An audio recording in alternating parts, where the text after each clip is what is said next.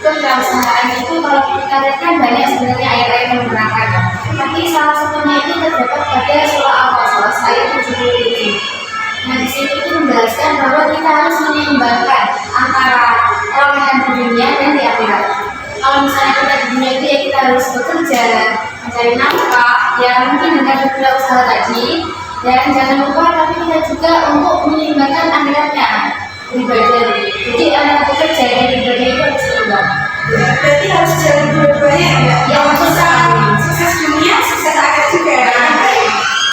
Menurut saya itu jiwa kewirausahaan dalam Al-Quran itu karakteristiknya bagaimana, Pak? Dalam pengetahuan saya, jiwa kewirausahaan, yang dimaksud jiwa kewirausahaan itu di mana ada seseorang itu dia sudah sadar atau punya kemandirian untuk melakukan sebuah usaha dan seperti kayak jual beli mungkin atau pengusaha apa, pokoknya dia itu punya rasa mandiri untuk menghasilkan sesuatu dari hasil tangannya sendiri. Nah, itu adalah dasar dari seorang usahawan. Nah, tentunya selain itu yang harus dimiliki oleh seorang usahawan itu adalah karakter-karakter pebisnis. Karakter-karakter pebisnis di sini itu yang dimaksud adalah yang harus sesuai dengan tren Islam ya, kita itu umat Islam. Jadi gimana kita mengusahakan sesuatu itu juga harus sesuai dengan tuntunan Islami yang tuntunan syariat. Itu dari pandangan Al-Quran bagaimana orang itu harus berusaha melakukan sebuah usaha itu harus dengan kejujuran, kerja keras, keberanian untuk mengambil resiko dan mau untuk bersusah payah. Nah, itu beberapa karakter yang harus dimiliki oleh seorang pebisnis. Jadi dia itu harus bersusah payah, mau untuk lelah gitu kan. Jadi kan nggak mungkin orang yang berusaha, misalnya kebanyakan orang kalau mau membentuk sebuah usaha itu pasti mengalami yang namanya jatuh bangun. Itu pasti pernah berjalan, nah mungkin dia mulai terus langsung sukses gitu aja. Biasanya orang itu belajar banyak itu dimulai dari kegagalan dunia. Terus bagaimana seseorang itu mempelajarinya dan dia itu semakin tahu yang harusnya dilakukan itu seperti apa. Iya, maksudnya kalau dari jawaban baik itu banyak yang mengaku pokoknya kita harus banyak-banyak berusaha, bersusah payah. Nah, kenapa sih Mbak? Kok harus ada kerja keras dalam berwirausaha? Oke, kerja keras itu jadi pilar atau fondasi penting dalam berwirausaha karena kalau tanpa kerja keras nggak mungkin menghasilkan sesuatu. Nah, kewirausahaan itu kan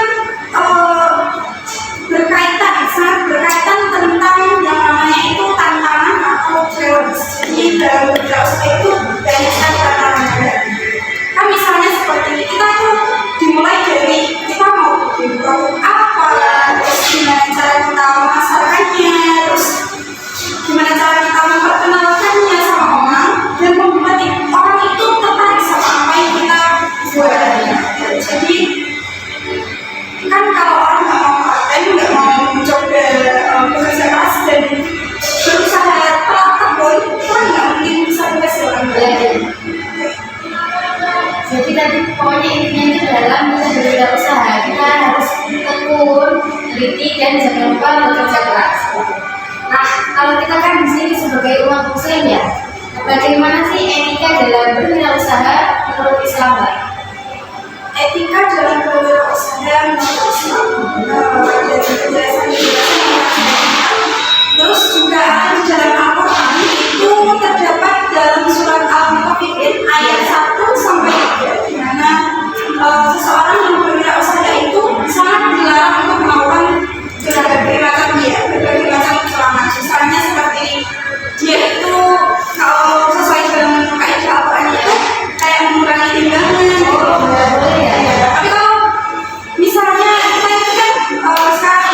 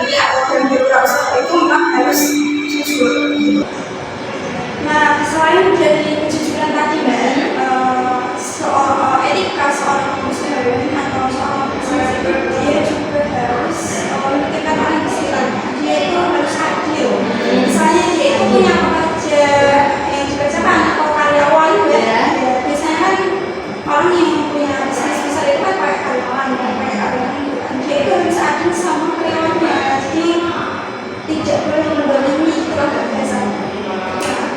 Selain itu juga dia usahanya itu tidak merugikan orang lain. Misalnya kemarin itu menemukan kalau ada salah satu merek atau brand, dia itu sudah terkenal dan barangnya itu banyak di pasaran, tapi harganya itu lumayan lah. Namanya dia itu sudah banyak di pasaran, tapi ternyata dia itu ngambil produk dari produksi lain gitu loh. Dia itu ngambil barang dari produksi lain terus diklaim sebagai brandnya dia. Jadi dia itu ngambil barang terus dikasih brandnya sendiri, ya atas nama dia sendiri gitu. Dan penjualan dia itu malah meskipun lebih banyak, lebih laris, meskipun harganya itu dinaikkan beberapa kali lipat gitu. Tapi dia itu mengambil mengklaim produk tadi itu tanpa seizin yang punya produk aslinya. Jadi dia itu merugikan orang yang produksi barang tersebut. Berarti dia tidak diambil oleh orang lain dan dinama pakai produknya dia sendiri, menjualnya laris tapi pakai harga yang lebih tinggi. Itu ya nggak boleh pokoknya ya, dalam etika bisnis atau seorang sumber. Jadi beberapa dari yang sudah kita bahas, menurut Mbak Rida, gimana sih cara seorang usaha atau seorang bisnis itu menghadapi tantangan yang datang yang harus dilalui seorang bisnis juga? Gimana ya? Kalau dari yang saya lihat pengalamannya ya, namanya kita berusaha pasti ada namanya gagal dan baru. Kalau dalam kita menghadapinya itu, yang pertama kita itu harus menerima kegagalan dan juga evaluasi. Jadi yang pertama kita menerima kita akan gagal itu harus kita pandang bahwa itu gagal sebagai bukti perjalanan dalam menuju sukses itu. Nggak ada kan namanya sukses langsung tiba-tiba sukses. Jadi kita harus ada prosesnya itu satu-satu. Jadi kita ambil hikmahnya, ambil pelajarannya gimana, terus jadikan Terus yang selanjutnya itu kita harus evaluasi kurangnya dalam suksesnya bisnis kita itu gimana, misalnya dalam riset masalahnya atau pengaturan kas keuangan, masuk keluarnya itu gimana. Misalnya kita harus namanya arus kas ya, antara pemasukan dan pengeluaran itu kalau bisa ya seimbang. Terus selain itu kita juga harus memiliki rencana di masa yang akan datang. Misalnya kita punya note tentang bisnis, kita list apa sih yang perlu diperbaiki dari masa lalu dan untuk mewujudkan bisnis kita itu yang lebih sukses, lebih besar, lebih lancar.